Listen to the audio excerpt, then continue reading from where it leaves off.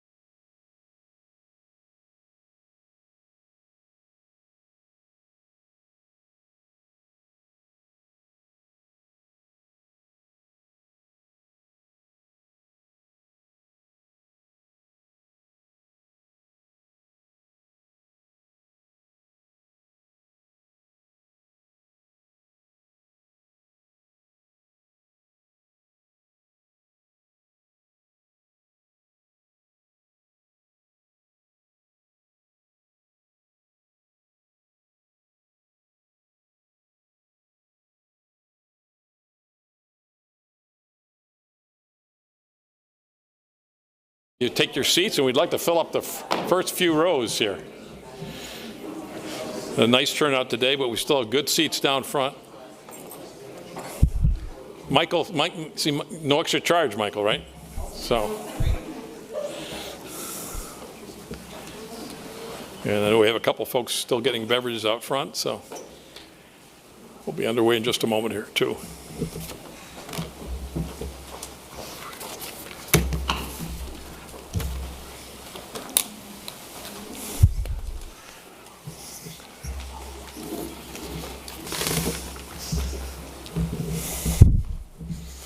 Michelle will give us the go-ahead.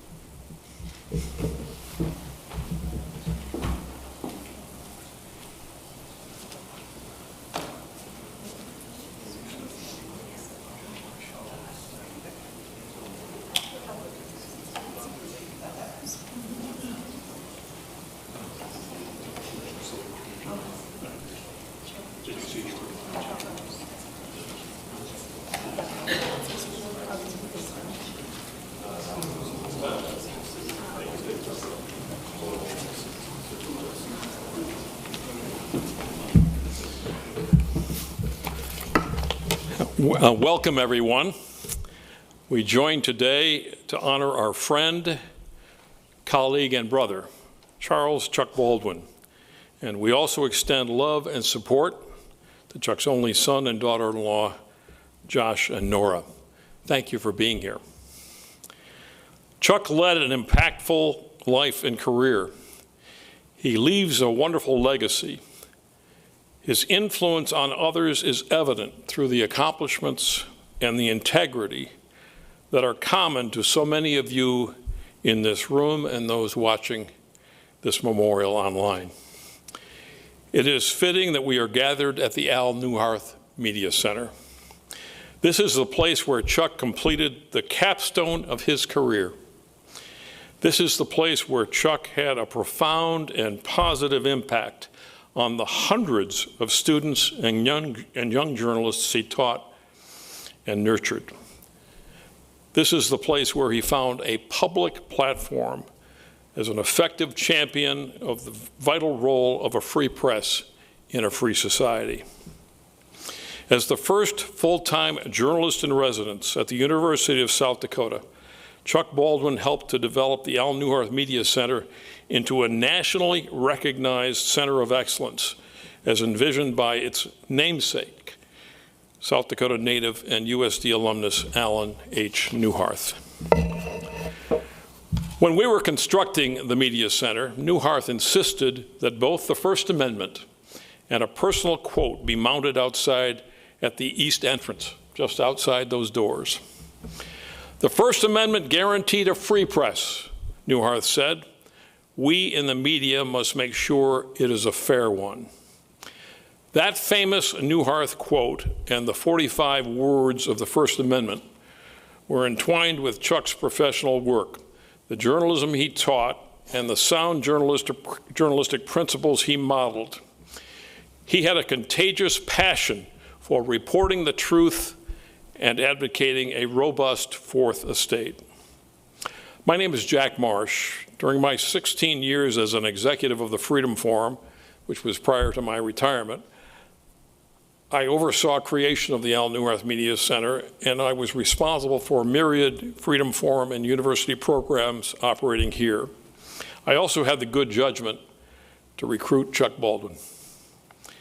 Chuck came to campus with outstanding professional credentials. Chuck spent his first 35 years in the news business as a working journalist, editor, photographer, and reporter, covering sports, politics, race issues, refugees, and other issues, writing columns and editorials, traveling to several states, and traveling also to several countries. Chuck was opinion editor of the Sioux Falls Argus-Leader before he was hired by the Freedom Forum and the University of South Dakota in a jointly funded, newly created position. At USD, Chuck was advisor to the Volant, oversaw Journalism City for South Dakota Girls State, and taught writing, reporting, media law, and ethics to undergraduate students in the Department of Media and Journalism. Chuck ran the Al Neuharth Journalism Scholarship Program, supervised newsroom internships for USD students, was a longtime faculty member of the groundbreaking American Indian Journalism Institute, and a mentor for a dozen years at the Crazy Horse journalism workshop held at Crazy Horse Memorial. Chuck served on the First Amendment Committee of the South Dakota News Media Association and was a founding board member of South Dakotans for Open Government. As the recently hired journalist in residence, Chuck gave this report to the Al Newharth Media Center Advisory Board in September of 2007. Quote, "Frankly, I'm thrilled with the opportunity. There is no place I'd rather be, nothing I'd rather be doing," Chuck told the board. "Now I can spend all my time helping young people, a diverse group of young people, become journalists. Let me tell you this, we have an amazing bunch of students here at USD and involved in Freedom Forum programs. We have something very special. It's a thrill, an honor, and a privilege to be part of it. People ask me how I like my new job. I tell them, I don't have a job, I have fun." Charles Chuck Baldwin, a rightfully proud father to Josh and father-in-law to Nora, devoted husband to Tina and Joanne, Uncle Chuck to many appreciative students, a respected teacher and advisor, a fine journalist who exhibited healthy skepticism and curiosity, an accomplished, humble, empathetic, and caring person. Thank you, Chuck, for your decency, your honor, your honesty, your kindness, your unwavering principles, your example. Thank you for your role as an evangelist for good journalism and in making our lives more fulfilling and fun. Well done, good and faithful servant.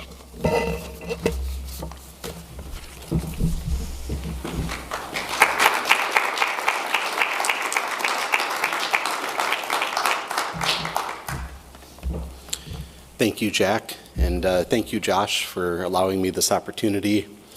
I knew Chuck in a little different way, so my story is going to be a little different. I'll keep this short because Chuck hated meetings. I remember, a couple times, Josh's friends, we'd tease Chuck about running for office, political office, even president. I've got this Chuck Baldwin pin here, and a time I saw him a couple of years ago, it broke that out, and he refused. He said, "Too many damn meetings." He couldn't do it, couldn't run for president. There's too many damn meetings. My first meeting with Chuck was 20 years ago at the Argus Leader. I was an intern, he was editorial page editor. Honestly, I wasn't sure what to make of the guy. Cowboy boots, ponytail, maybe he carried concealed.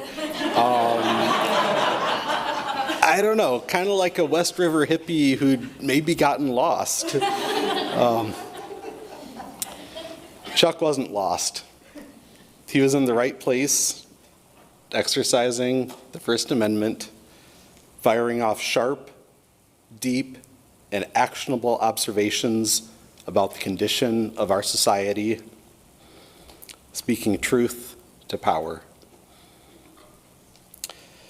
He didn't seem interested in power, money, or status, and he didn't need to be. Chuck was serving the highest calling, the pursuit of truth. And later, as a professor at USD, illuminating a path for younger generations to answer that call. I remember one day around 2008 or so, I was walking past an open classroom door in this building, and he was introducing a lesson to students on magazines.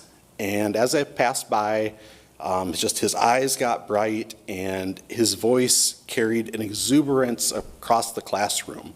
I remember him saying, "The wonderful part about magazines," and then he continued. That passing moment in front of the students is one of the times I remember seeing him most alive.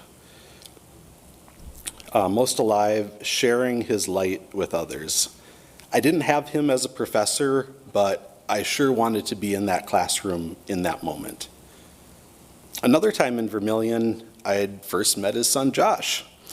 We were years apart, but met through the Phi Delta Theta fraternity. I'd said to Josh, "You don't know me, but I know your dad." And we've been friends since. So. I know Chuck was incredibly proud of Josh. He'd also said, no matter what happens in life, he knew Josh would be okay because of Nora, Josh's wife. After Chuck passed, several of us were helping Josh with Chuck's belongings.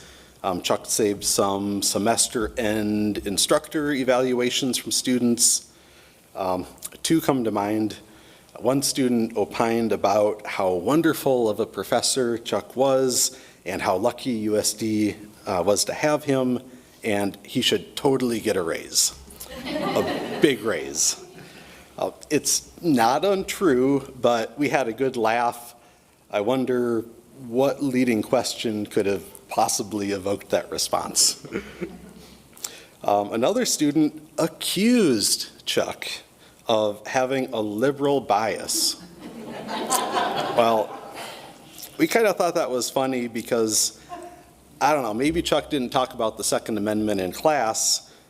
Outside, he sure exercised it.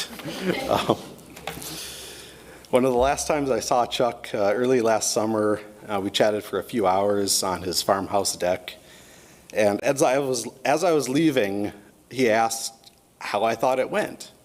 I said, "Well, at least you didn't chase me off the property with a pistol." He laughed and said, "That would be a cool story." It's easy to live life as if it'll go on forever, not appreciating what we have or aware of the preciousness of each passing moment, and so we miss it. And I'd like to end by saying, Chuck, I miss you, and I appreciate and respect the heck out of you. And to everyone gathered here, I'm grateful we get to share this moment together. So, thank you.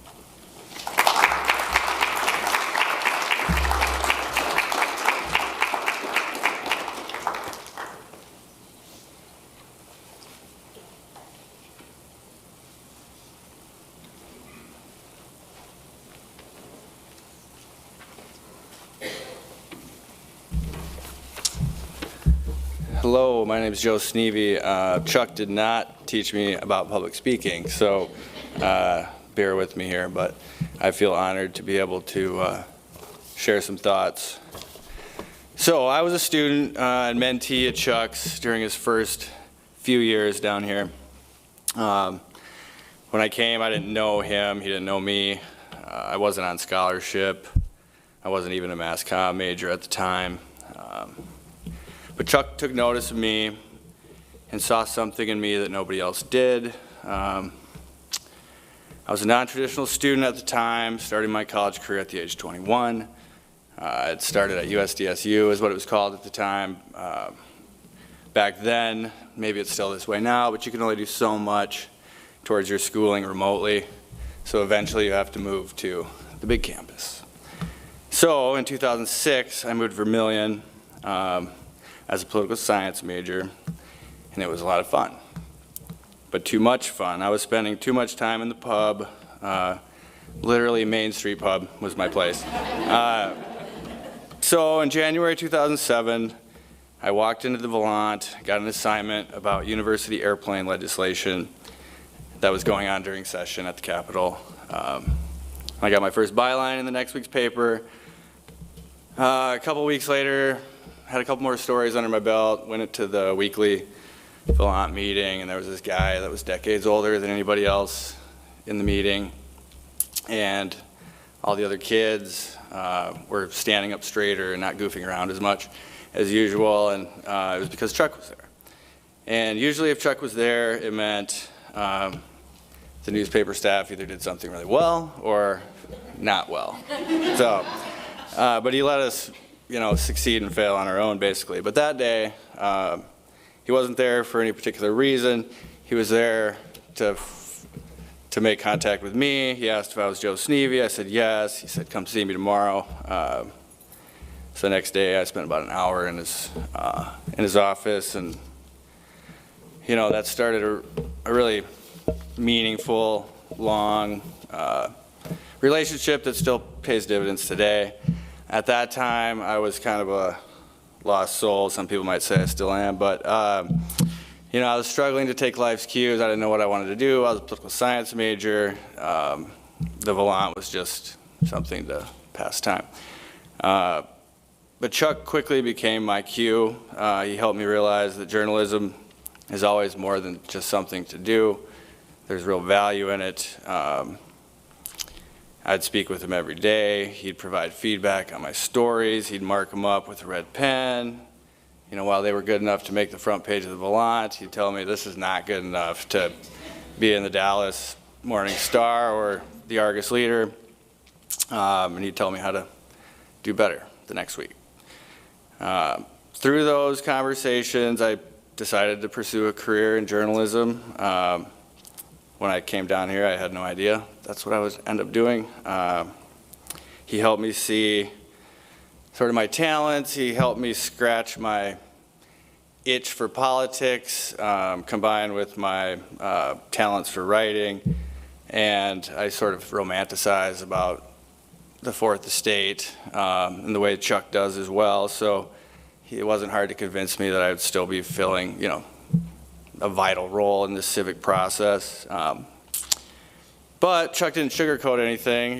He said, don't expect to get wealthy. This is, go be an engineer if you want to make six figures, So my reward, all of our rewards for being journalists is helping our neighbors hold public officials accountable.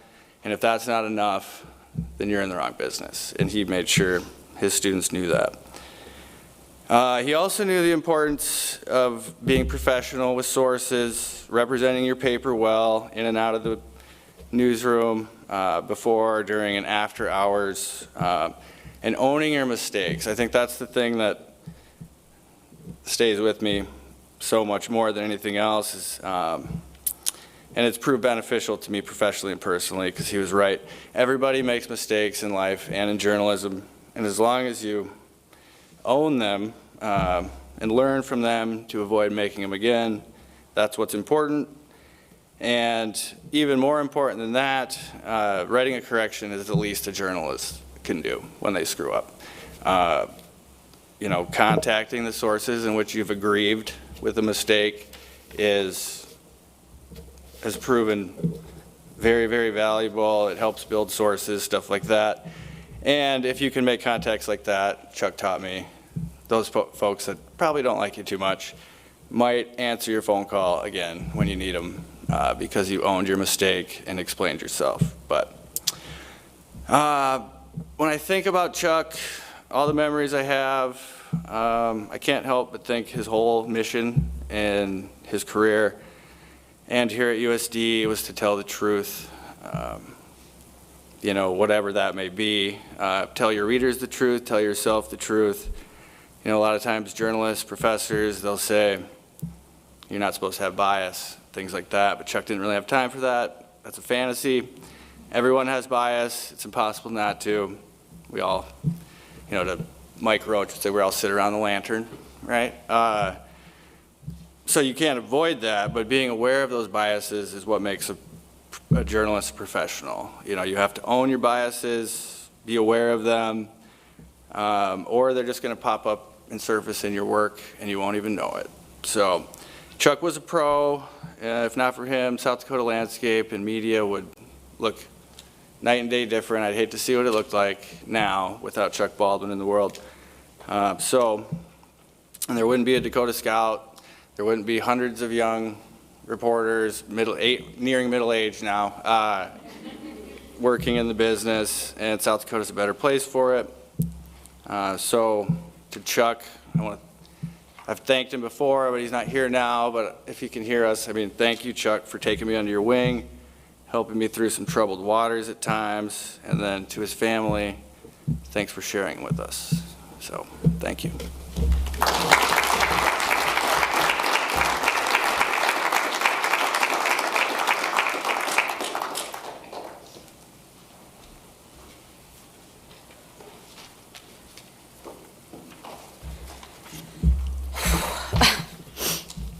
What's in the news today?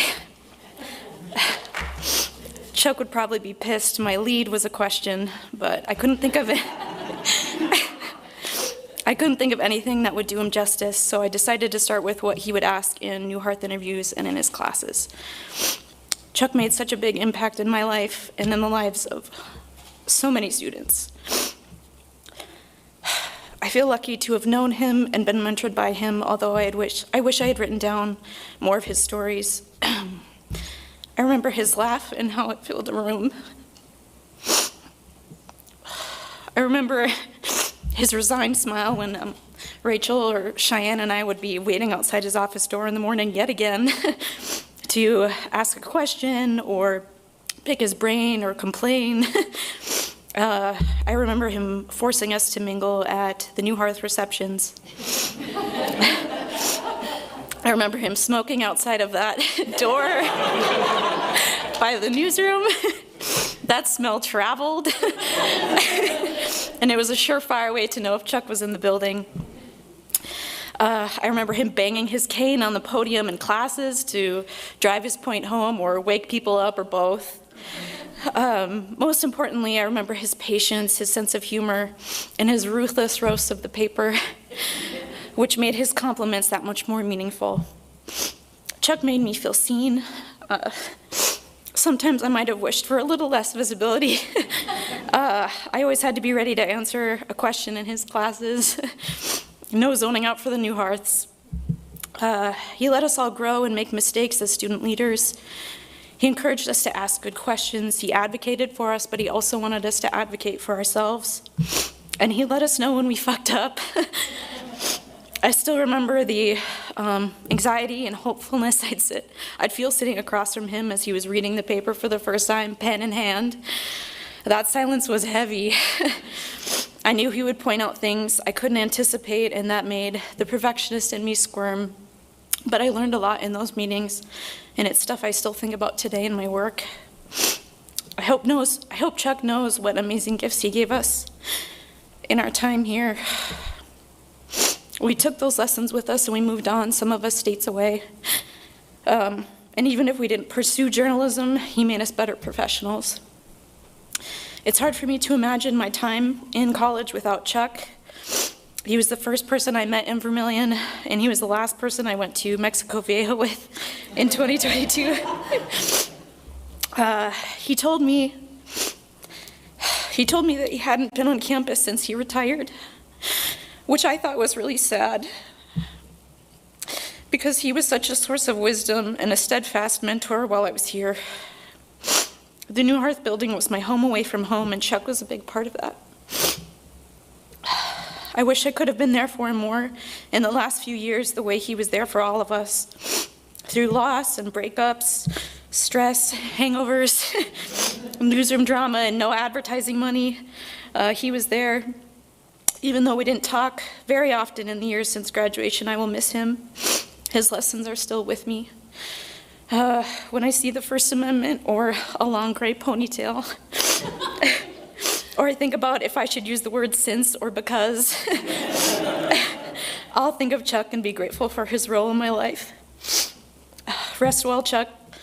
I'll keep working on learning how to write a fucking lead for you.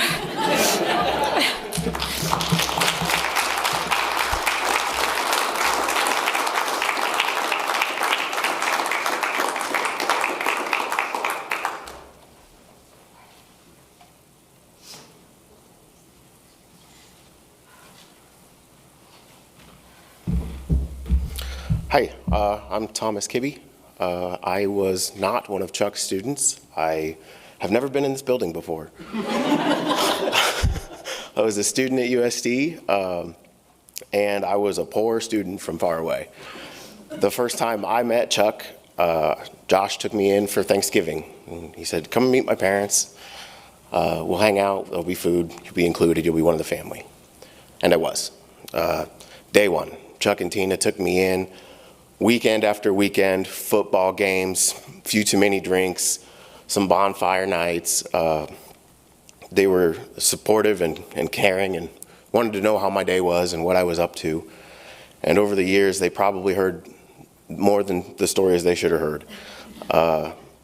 And that was what I loved the most about the time I spent with Chuck. We shared all kinds of stories. I told him everything, and it got to the point he had favorite stories. He wanted to hear that one again. How did that one go?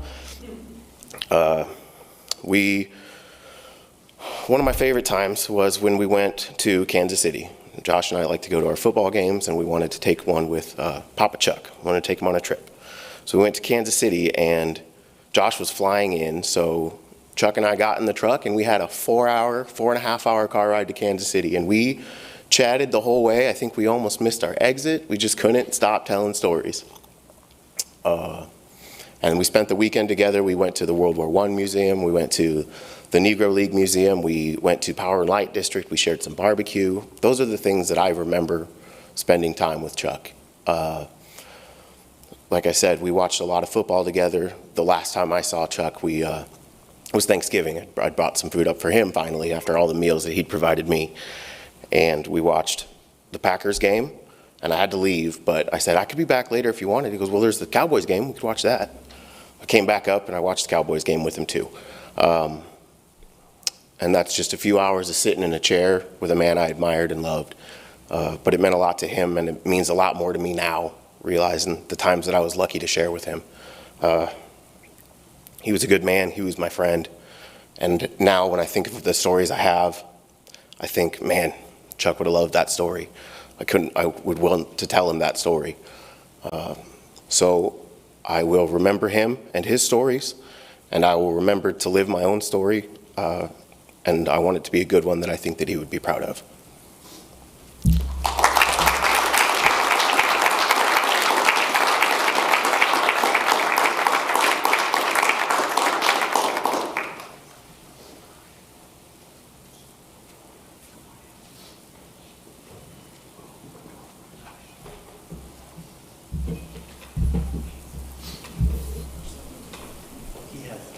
Oh, you have it? Okay.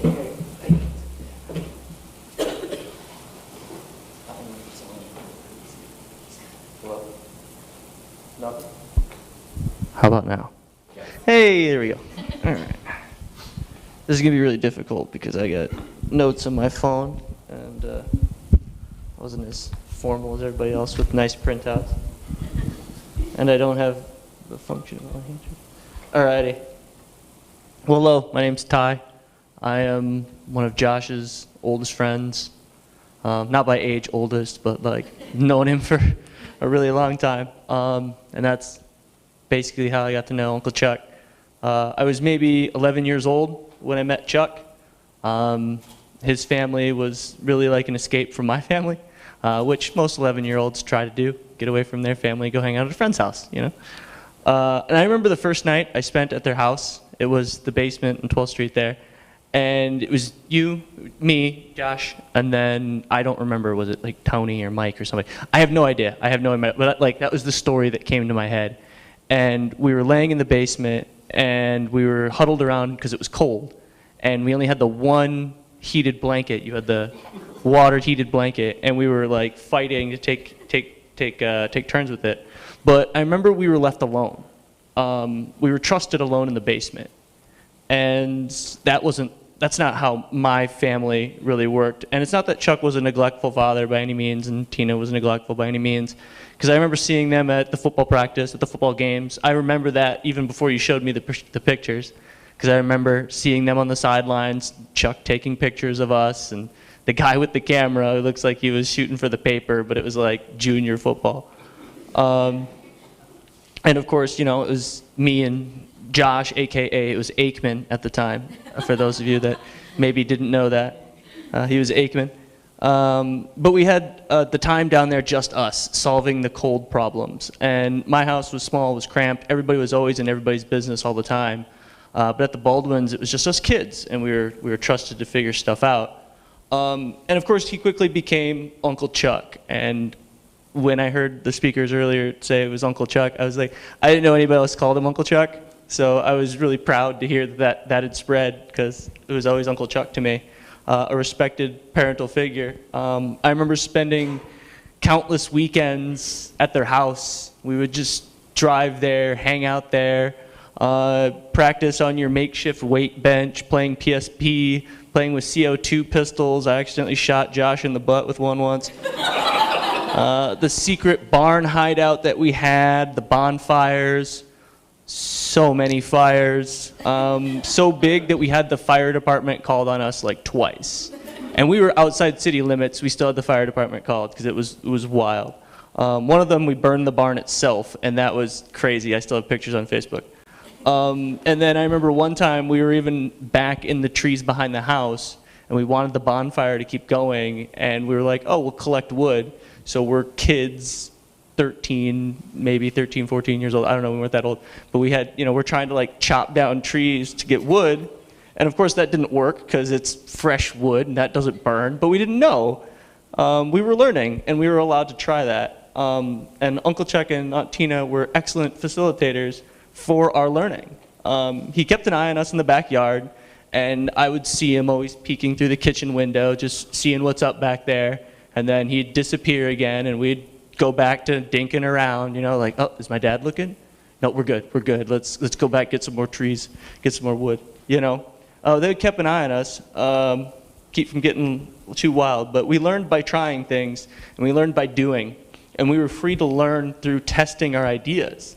And if we didn't know, we could always ask. I mean, really, if we wanted to know, Tina seemed like she knew everything. She could teach us how to dispose of dead bodies, I'm sure. If we asked, she could tell us. But he had access, Josh, you had access to this encyclopedia, this Wikipedia, before it was even Wikipedia, because we just had to ask, because they seemed like they knew stuff. Even though you didn't know how to change a tire when you were 15, and I had to help you with that roller coaster ride. You remember that? Yes. It was a roller coaster ride that turned into a ditch deep swaddle. But then he became Professor Baldwin, and I think that was meant to be. I, unfortunately, did not take any of his classes as well. I was told he was great to learn from, and hearing the speeches tonight, he was wonderful. As wonderful a guy as I always thought he was in the classroom. And he encouraged you to think deeper, to ask the how and why from the concepts he taught. He encouraged you to understand. And years later, when I became an adjunct instructor, I reached out to Uncle Chuck because, much like some of you, once you leave campus, you didn't really stay as in contact as you could have. Even though I was still friends with Josh and I knew Uncle Chuck, it was just time makes fools and we kind of go in different directions. But I became an adjunct back on campus. Thanks to Doug, don't blame him, he's in the back.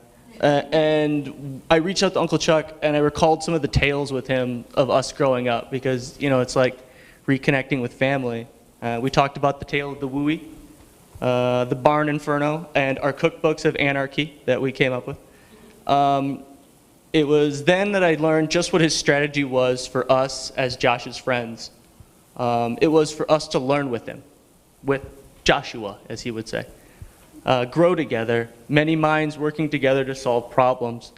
There's no such thing as a single genius learning everything and does everything alone perfectly. Our roles, our ideas, our experiences were mental and cultural expansions. We learned together about how to solve our problems in the world around us, and he encouraged us to do that. And I learned that by, as you guys have learned, just talking to him and picking apart, like, what did you think? And what were you thinking when you did this? Because he teases us to do the same thing, so you got to get him right back. And he had the mentality, and I've used that mentality in my classes, Doug, as you may know, to encourage students to learn that they're not alone, that they don't learn alone, to leverage their resources, work together, and be curious to seek out experts in the experiences. Learn from things around you. Uncle Chuck was wise to how humans think and learn, and my respect for him grew greatly so. I was jealous of Josh as a kid. I was. His parents were educated, showed support, encouraged him to explore unique experiences. I personally never went axe throwing in grade school, or had bows, or had quite as much stuff around, or had a Wikipedia before it was even real. I thought I was missing out. Yet, Uncle Chuck, family to me, secretly and deeply affected my life. More than I knew. He was like a pipe bomb hidden in my TV of memories. My name's Ty Vong, by the way, so TV. of memories stored in the middle of the nights of my yesteryear and past, and then exploded when I didn't think it would when I got older and wiser.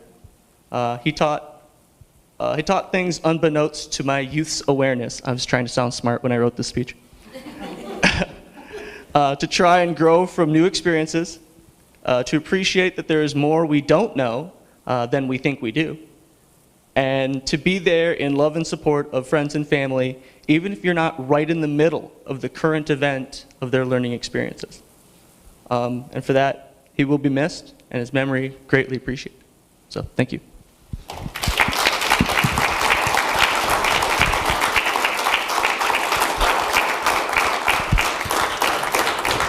Easter eggs in there for you.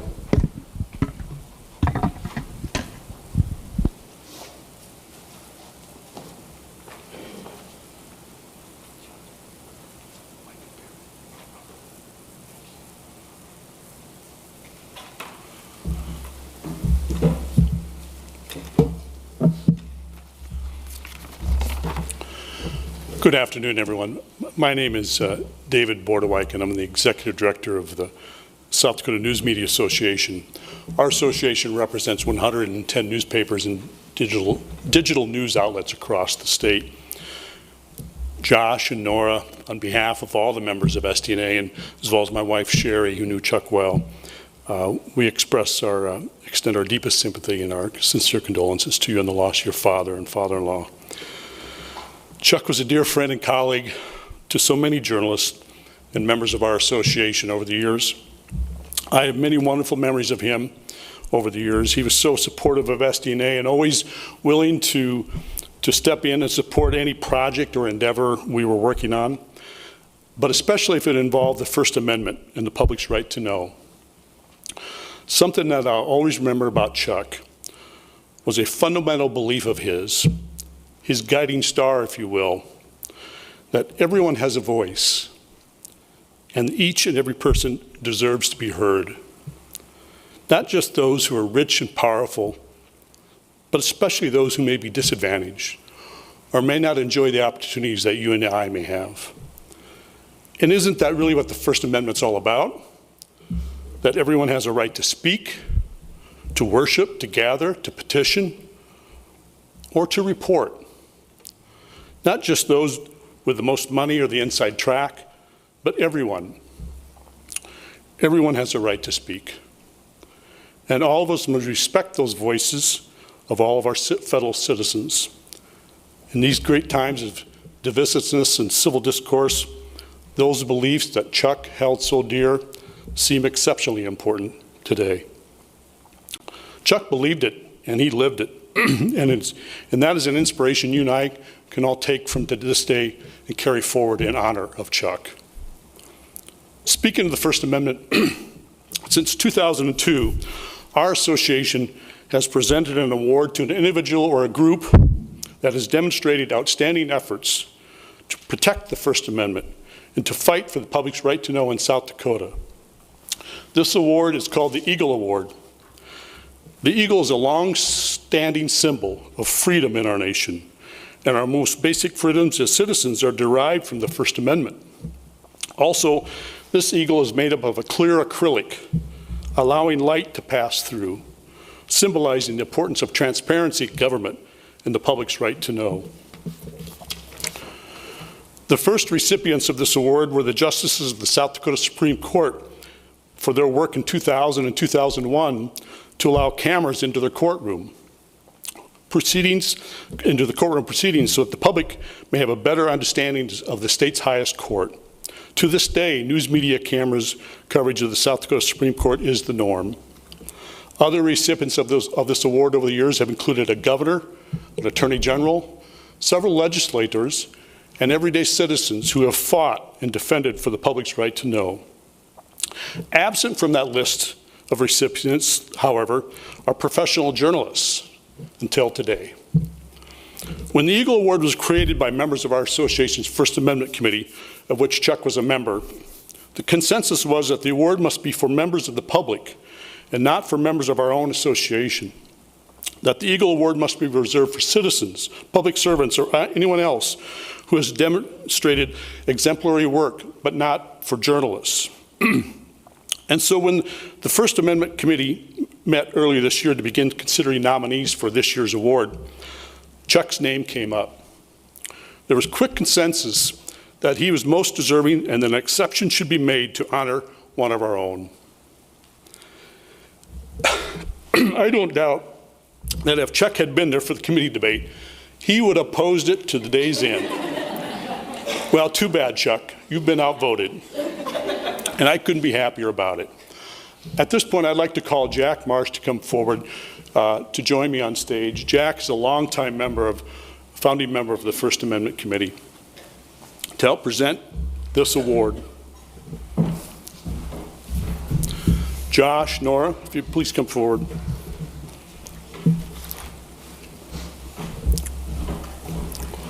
It is our honor, on behalf of the South Dakota News Media Association First Amendment Committee and all members of our association, to present this Eagle Award in posthumous recognition and appreciation of one of the fiercest and finest defenders of the First Amendment, your father and father-in-law, Chuck Baldwin.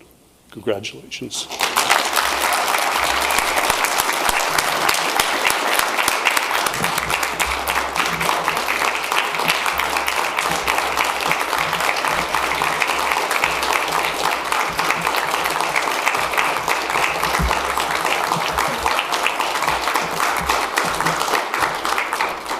I'm not going to give a speech because I'd just start crying. Thank you, everyone, for coming and everyone watching online. It just means a lot to know that he was so cared for and loved and respected. Reception goes until 5. Please get as drunk as you care for. We're going to Carrie's afterward.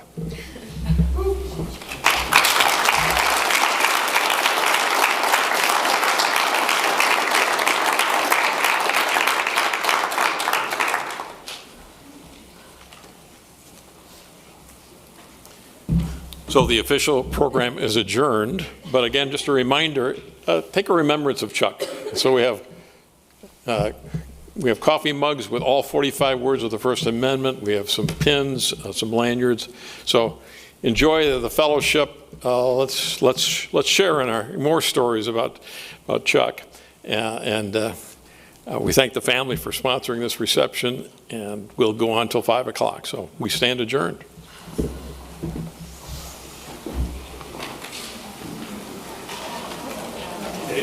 Josh.